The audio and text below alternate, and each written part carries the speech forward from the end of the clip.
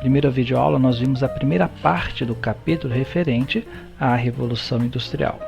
E nesta videoaula nós vamos ver a segunda parte desse capítulo, encerrando assim essas discussões em torno da Revolução Industrial, iniciada na Inglaterra no século XVIII. Na primeira parte do capítulo nós vimos esse processo de modernização da produção, saindo de um trabalho manufaturado até um trabalho industrial no século XVIII. Como que isso se desenvolveu aí na história da humanidade. E vimos também naquela primeira parte por que a Inglaterra tornou-se pioneira no processo de industrialização. Nessa segunda parte agora desse capítulo, nós vamos abordar outros eixos temáticos importantes. O processo de modernização dessas máquinas e como que máquinas mais modernas possibilitarão o avanço então da produção e como que essas novas tecnologias serão empregadas em outros setores da sociedade, no transporte, na comunicação, na agricultura. E para terminar essa segunda parte, vamos falar um pouco do que eles chamam de segunda e terceira revolução industrial, que também é conceituado como segunda e terceira revolução tecnológica, abrangindo aí esse processo de industrialização que ocorreu no século XVIII, vindo até o início do século XX.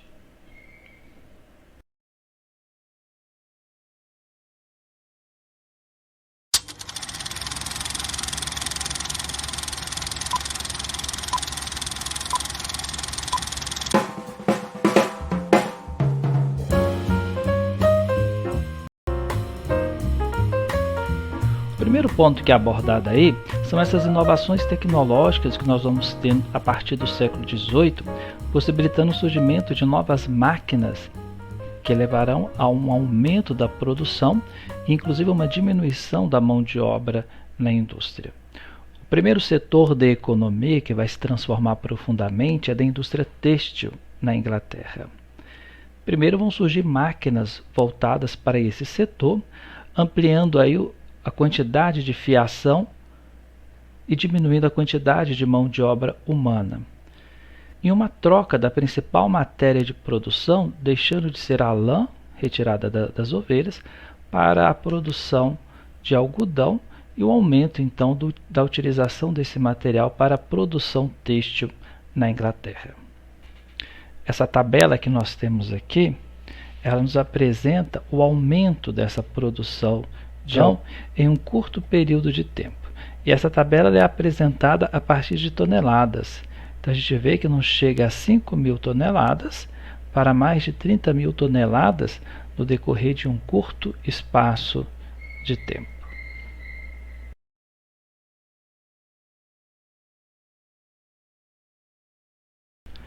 Na última aula nós trabalhamos com o autor clássico desse período, o historiador Eric Hobsbawm, e nesse livro que nós temos aqui, A Era das Revoluções, inclusive é citado aí no livro didático de vocês, e nós vamos utilizar esse texto, ele vai falar a importância da produção têxtil como pioneira nesse setor de industrialização e de modernização das formas produtivas. É importante essas análises que são feitas pelo Hobsbawm, apontando aí a indústria têxtil como pioneira nesse processo de modernização das máquinas e dos meios de produção. Então, eu sugiro vocês a tomarem um livro aí na página 40, para a gente poder analisar esse texto do historiador Eric Hobsbawm. A perspectiva tradicional que viu a história da Revolução Industrial Britânica, primordialmente em termos de algodão, é portanto correta. A primeira indústria a se revolucionar foi a do algodão, e é difícil perceber que outra indústria poderia ter empurrado um grande número de empresários particulares rumo à revolução. Até a década de 1830, o algodão era a única indústria britânica em que predominava a fábrica.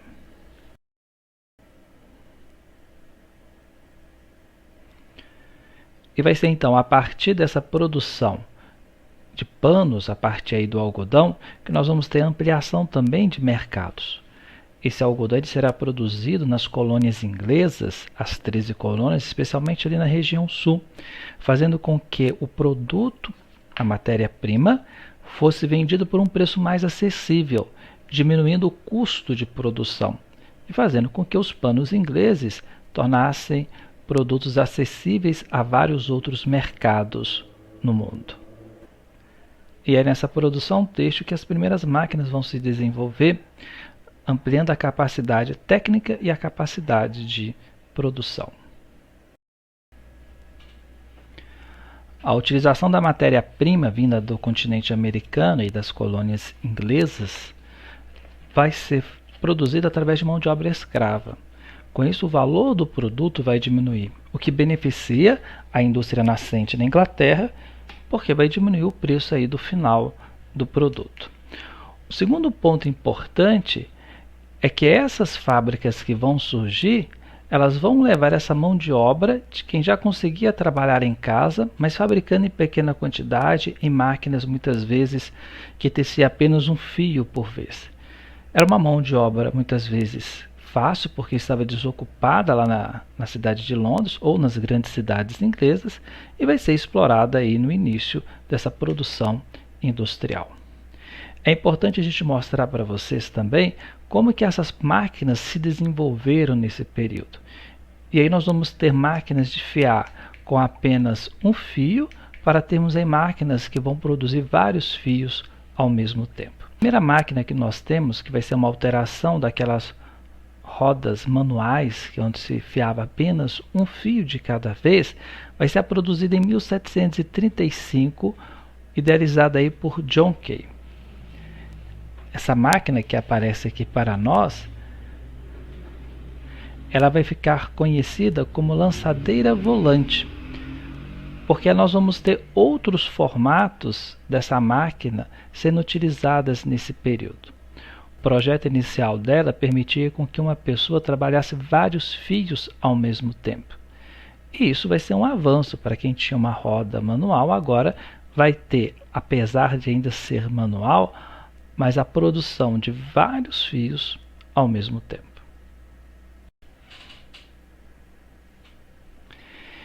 Em 1764, essa máquina já é substituída por uma outra tecnologia mais moderna, chamada de Pin Jenny, onde o número de fios a serem trabalhados superava a tecnologia anterior. Foram esses processos de modernização da máquina que marcam esse período que nós chamamos de Revolução Industrial e que vai permitir à Inglaterra produzir em maior quantidade, em um menor tempo, com uma menor quantidade de mão de obra. E aí o valor agregado ao produto final torna-se mais barato, possibilitando ela concorrer no mercado internacional por outras pequenas fábricas tecelãs.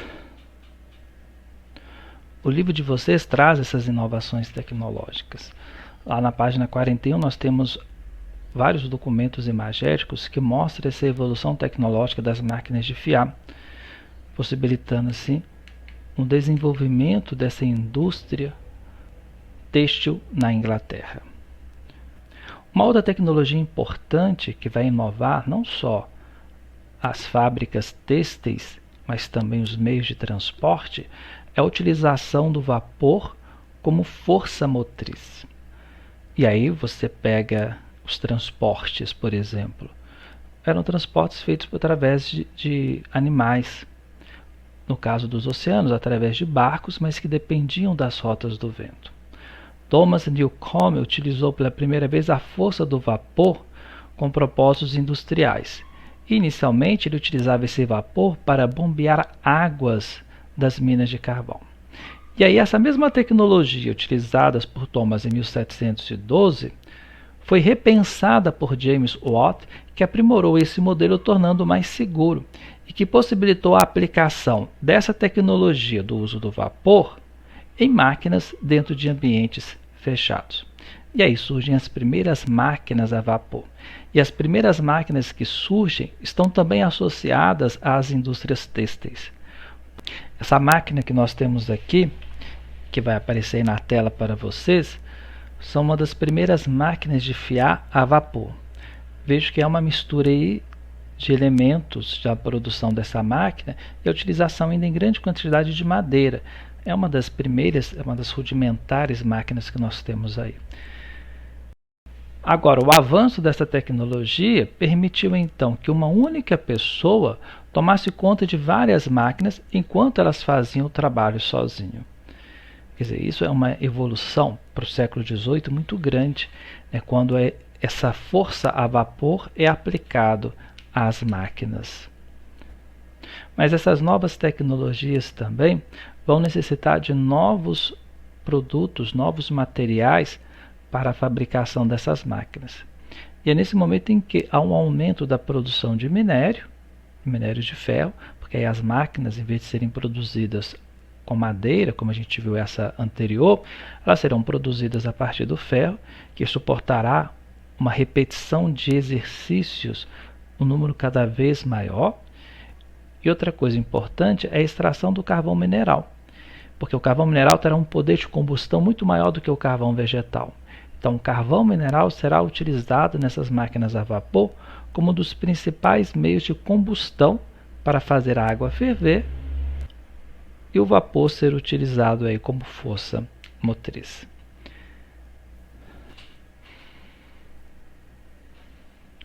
Uma invenção que irá alterar o cenário do período da Revolução Industrial é a aplicação dessa força a vapor aos meios de transporte, dando origem às locomotivas a vapor, que a gente chama aqui na região vulgarmente de Maria Fumaça.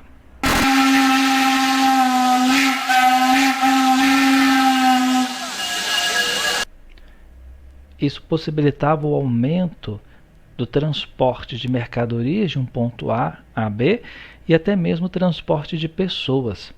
E aí os conglomerados urbanos que já estavam desenvolvidos nessa época tornam-se cada vez maiores. E as fábricas não mais precisarão estar próximas dos seus operários, porque vão se utilizar também esse tipo de transporte como um transporte urbano para levar mercadorias e levar os funcionários também aos diversos pontos de trabalho.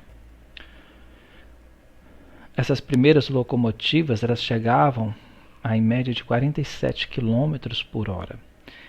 E foi assustador para a população ver que aqueles objetos construídos de ferro, né, se locomoviam sem nenhum tipo de tração animal para levá-los a um determinado ponto. Né. As primeiras pessoas muitas vezes que viam até as locomotivas no cinema saíam correndo com medo de serem atropeladas. Tal era a inovação tecnológica para a época.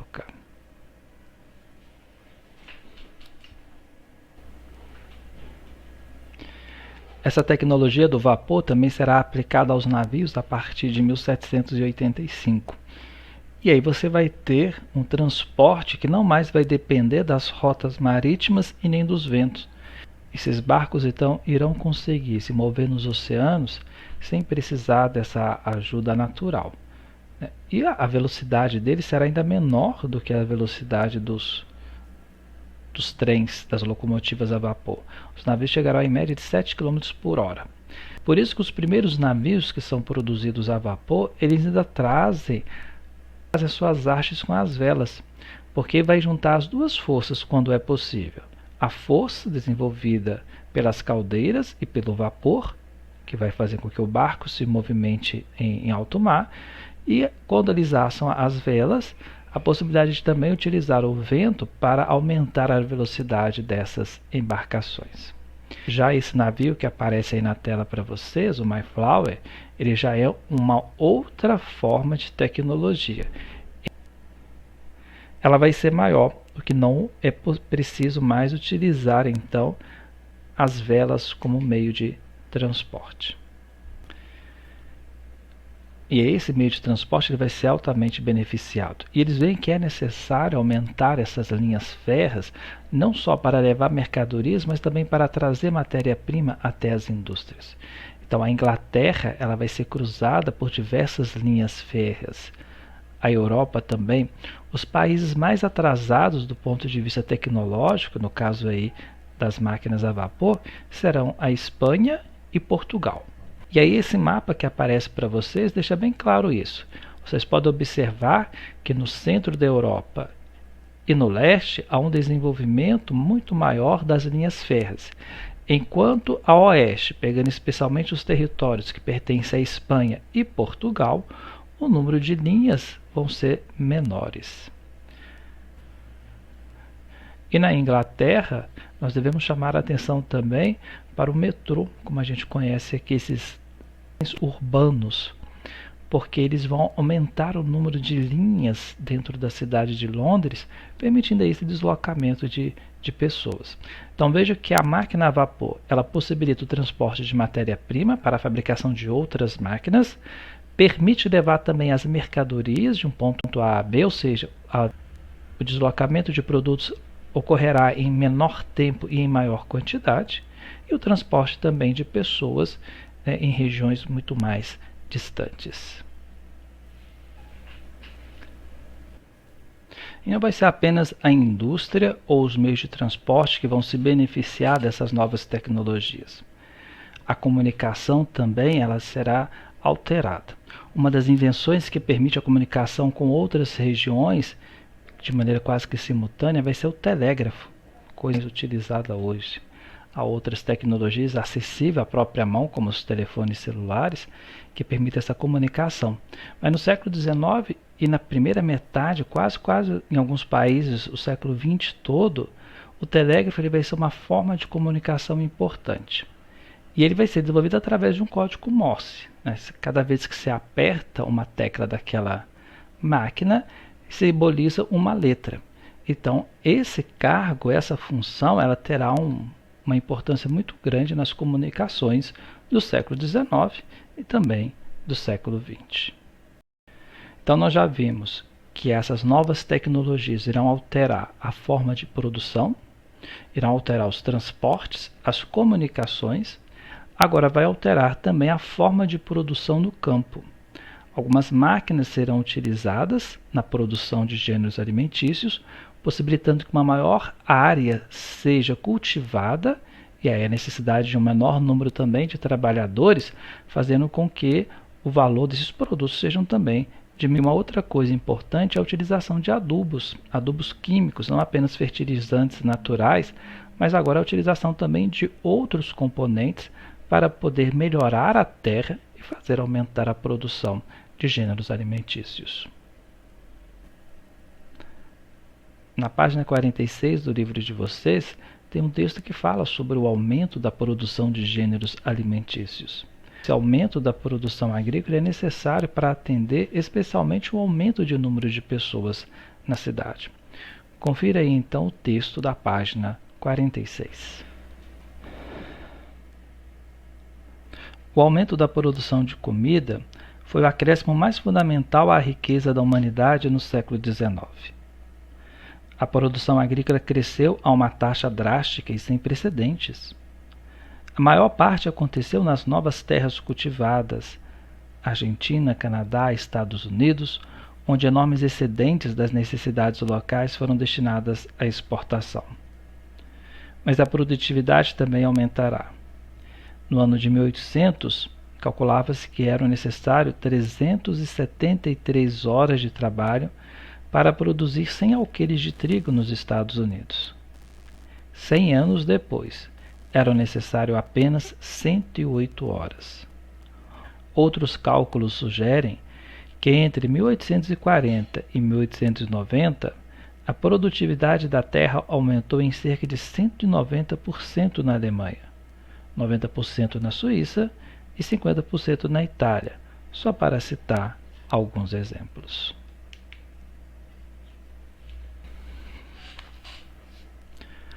Outro ponto também que merece destaque, e aparece aí no livro de vocês, é o que eles chamam de segunda revolução industrial ou terceira revolução industrial. A ideia de uma segunda revolução industrial trata-se de um conjunto de transformações técnicas e econômicas que provocaram grandes mudanças de industrialização, principalmente com o surgimento de novas máquinas. E aí a terceira revolução industrial daria no início do século XX com as tecnologias computadorizadas. Agora, o que nós temos de análise feita por outros autores é que não se trata de uma nova revolução industrial. E aí entra o cerne de interpretação dessa questão. O que nós temos então seria uma revolução industrial, que que ocorreu no século XVIII e as outras foram revoluções tecnológicas, ou seja, o uso de novas tecnologias na fabricação de determinados produtos. Preste atenção em prova para saber qual dessas categorias o autor da pergunta utiliza. Se o autor está falando de segunda ou terceira revolução industrial e o texto introdutório da questão defende esse ponto de vista, a resposta vai estar nessa linha de pensamento. Caso contrário, fique atento, porque pode ser uma crítica a esse tipo de conceito. E aí nós vamos utilizar então, para responder essa questão, esse conceito de revolução tecnológica. Houve uma revolução industrial e duas revoluções tecnológicas. E essa última revolução tecnológica, o que chamaria de terceira revolução industrial, é o advento da informática. Uma outra questão interessante é o desenvolvimento de novas formas de produção. E aí dentro das fábricas, com essas novas tecnologias, vão também alterar o modelo de produção. Surgem então alguns modelos tradicionais que nós temos hoje, como o Taylorismo, o Fordismo, e no Japão vai surgir também o Toyotismo. O Taylorismo ele é a primeira forma que nós temos aí de alteração do modelo de produção. Cada trabalhador será responsável por uma etapa da produção daquele produto. Então você vai ter uma especialização dessa produção. Com isso, o operário, sabendo aquilo que ele vai fazer e fazendo cada vez mais, ele se torna muito ágil, muito rápido na produção de determinados bens, o que possibilita, em médio e longo prazo, o aumento então da produção. O Taylorismo então introduz essa divisão técnica do trabalho. E a partir dessa experiência do Taylorismo, que Henry Ford vai instalar um novo modelo de produção nas suas fábricas automobilísticas. Ford vai criar a chamada linha de montagem. Em vez do trabalhador pegar sua maleta e sair andando pela fábrica para apertar determinados parafusos, para colocar determinadas peças nos automóveis, o Henry Ford vai criar a esteira de produção. Ou seja, o funcionário ficará parado e o produto é que vai passar na frente dele e ele vai executar uma determinada ação. E aí tem umas coisas interessantes a serem abordadas, porque o trabalhador que perdia, por exemplo, 15 minutos por dia, 20 minutos por dia, se deslocando dentro da fábrica para fazer a sua função, agora ele está ganhando 20 minutos de produção a mais, porque é a esteira que vai fazer esse serviço. O funcionário vai ficar quieto no lugar, aumentando assim a produção. Aquela febre máxima americana, time is money, né? Tempo é dinheiro. Então, quanto menor tempo possível para gastar num produto, mais produtos serão fabricados no final de um determinado tempo. Qual é a diferença então do Taylorismo para o Fordismo? O Taylorismo é essa especialização do funcionário. Essa especialização continua no método fordista, mas agora com a introdução da esteira. Essa é a grande inovação da técnica de produção feito pelo Fordismo, pela Ford nos Estados Unidos. Nós temos um filme épico do Charles Chaplin que critica esses modelos de produção, o Taylorismo e o Fordismo. Ele, de tanto executar a personagem principal desse filme, uma ação, ele dá um toque, né, por exercícios repetitivos. E a esteira ela é controlada pelo chefe imediato e aí com orientações do gerente geral e até mesmo do dono da fábrica. Ou seja, a esteira vai passando mais rápido, você tem que produzir com maior agilidade, porque lá na frente vai ser complementado o serviço que você iniciou. Um meio de produção altamente moderno e eficaz. E aí soma-se às novas tecnologias esses novos meios de produção, esses novos modos de produção. Por isso que alguns autores vão dizer que o que aconteceu foi uma revolução industrial. O que nós temos nos anos subsequentes são inovações tecnológicas, do ponto de vista da máquina, como também dos meios de produção aí utilizados, tanto pelo Taylorismo quanto pelo Fordismo. Agora nós temos desdobramentos do ponto de vista social e econômico dessas revoluções tecnológicas que ocorreram no século XIX, desdobrando aí a Revolução Industrial do século XVIII. Nós temos uma evolução econômica, em que esses países europeus vão entrar atrás dessa chamada corrida industrial, fazendo com que os seus países se tornem países industrializados e buscando espaços para vender essas mercadorias no mundo. O período que nós chamamos de imperialismo, né? O avanço desses países sobre outras regiões do mundo, os países europeus em específico. Agora, nós temos também problemas relacionados ao aspecto social. E aí, um dos pontos mais importantes é a gente ressaltar as condições dos trabalhadores nas fábricas nesse período. Afinal, quais eram as condições dos trabalhadores nesse período? Aí a gente tem alguns dados que merecem destaque aqui para a gente poder falar sobre essas condições dos operários. A primeira condição dos operários seria uma alta carga de trabalho, que poderiam variar de 16 até 18 horas. E não havia essa questão de férias, de 13º, isso tudo é uma modernização das leis trabalhistas. As fábricas, muitas delas barulhentas e sujas, as máquinas dispensavam a força muscular, por isso muitas crianças trabalhavam de 12 a 14 horas diárias também, com salários menores do que o das mulheres, que eram menores por sua vez do que a dos homens. Você vai ter a utilização de capatazes para colocar essas crianças em ordem, porque muitas delas vão acabar brincando no meio dessas máquinas, levando a acidente, tendo que parar a produção por causa disso. E elas seriam também castigadas, e uma das justificativas para castigar as crianças era a baixa produção que elas tinham.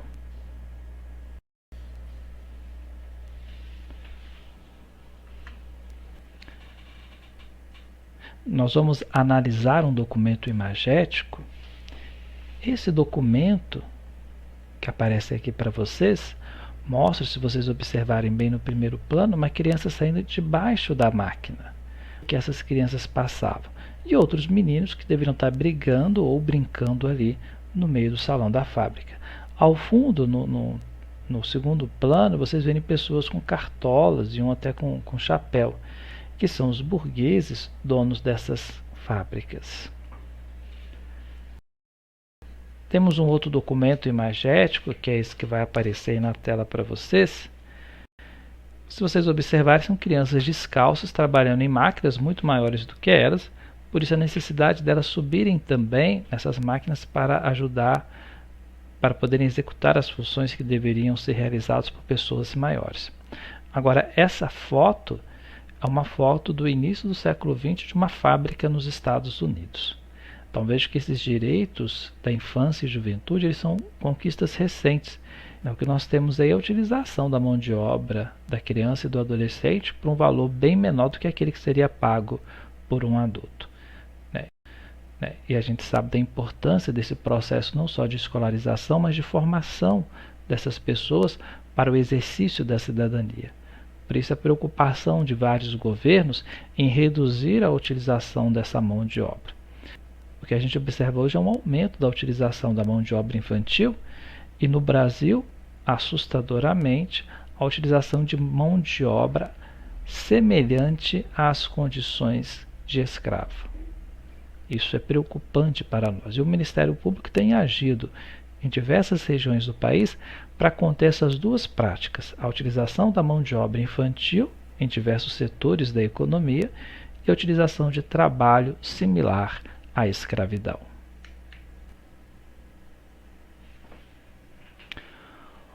Outra condição que deve ser ressaltado são os lugares aonde esses trabalhadores irão residir, as chamadas vilas operárias. Muitos deles vão ocupar regiões periféricas dessas grandes cidades, dando origem aí a bairros pobres, sem esgoto, muitas vezes jogado a céu aberto, sem água tratada, e os filhos desses trabalhadores não tendo acesso à educação básica e elementar. O século XIX é marcado por esse antagonismo. Se de um lado nós temos uma riqueza muito grande produzida pelas fábricas, essa riqueza não é compartilhada por boa parte da população que vive numa miséria muito grande. Essas condições sociais da Europa elas serão alteradas no decorrer do século XIX, quando esses trabalhadores passam a se organizar e reivindicar direitos. Mas essas reivindicações que são feitas pelos trabalhadores, ela será tema de um outro capítulo. Por isso nós não vamos abordá-la aqui. Nós vamos deixar para ver isso de acordo com o livro didático nas próximas unidades, que são os movimentos de contestação social. E aí vários movimentos vão surgir na Inglaterra e em outros países da Europa para protestar e reivindicar os direitos que a esses trabalhadores eram negligenciados. Quero encerrar o capítulo com vocês lendo um trecho de um relatório do parlamento inglês que foi publicado em 1842, quando eles investigavam aí as condições de trabalho em diversas áreas. E esse relatório traz alguns depoimentos muito marcantes. O que nós vamos trazer aqui para vocês foi um relatório de uma mulher que trabalhava em minas de carvão e que mesmo grávida, com barriga grande, ela ainda era obrigada a trabalhar e a arrastar aqueles carrinhos de minério do interior das minas. Nós vamos acompanhar então o que vai aparecer para vocês no texto para facilitar, e alguns pontos eu quero chamar a atenção dessas condições de trabalho, que foi uma das alterações promovidas do ponto de vista social a partir da Revolução Industrial. O trabalho das mulheres, depoimento de Beth Harris, 37 anos. Casei meus 23 anos, e foi somente depois de casada que desci a mina. Não sei ler nem escrever. Trabalho para Andrew Knowles, da Little Bolton. Puxo pequenos vagões de carvão. Trabalho de 6 da manhã às 6 da tarde. Há uma pausa de cerca de 1 hora ao meio-dia para o almoço. Dá-me pão e manteiga, mas nada para beber. Tenho 2 filhos, porém eles são jovens demais para trabalhar. Eu puxava esses vagões quando estava grávida. Conheci uma mulher que voltou para casa, se lavou, se deitou, deu à luz e retornou ao trabalho menos de 1 semana depois. Tenho uma correia em volta da cintura, uma corrente que passa por entre as minhas pernas e ando sobre as mãos e os pés. O caminho é muito íngreme e somos obrigados a segurar uma corda, e quando não há corda, nós agarramos a tudo o que podemos. Nos postos onde trabalho, há 6 mulheres e meia dúzia de rapazes e garotas. É um trabalho muito duro para uma mulher. No local onde trabalho, a cova é muito úmida e a água sempre cobre os nossos sapatos. Um dia, a água quase chegou até as minhas coxas. E o que cai do teto é terrível. Minhas roupas ficam molhadas durante quase o dia todo.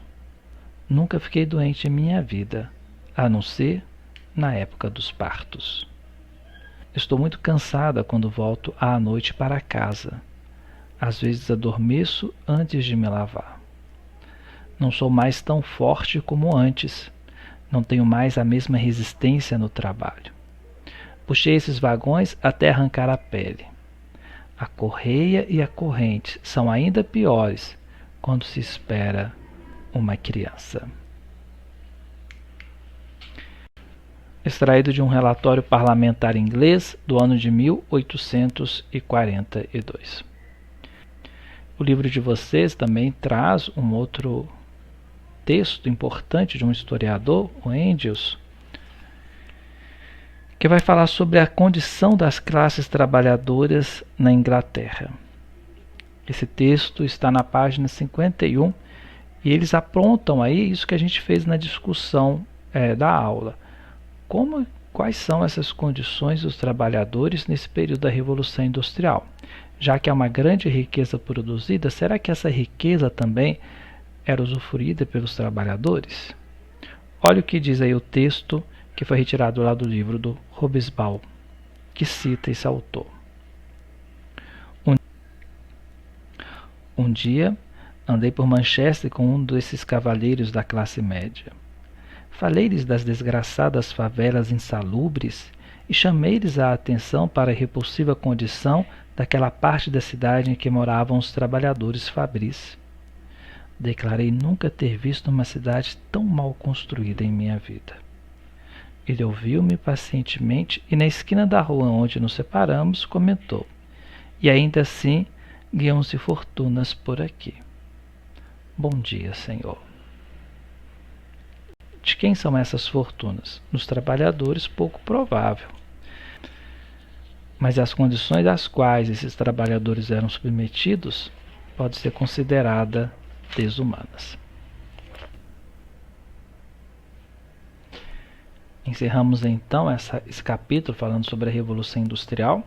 Nessa segunda parte, abordando as novas tecnologias surgidas nesse desenvolvimento da indústria na Europa de maneira particular, os novos métodos e meios de produção, e agora no final da aula falando sobre as condições dos trabalhadores dessas indústrias.